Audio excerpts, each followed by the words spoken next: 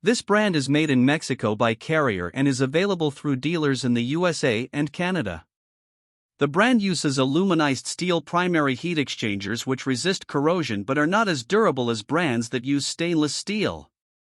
They use hot surface ignition which is quieter and more reliable than brands that use spark ignition, and they use durable ECM blower motors which are quieter, more energy efficient, and more durable than brands that use PSC motor technology. The PG92MSA models are basic single-stage gas furnaces with constant torque blower motors, while the PG96MSA units have a 97% AFUE efficiency.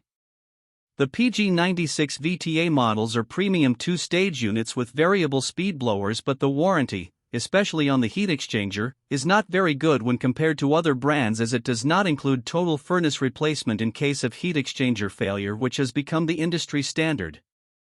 The brand does not offer a model that qualifies for the HvacRepairGuy Ultimate category.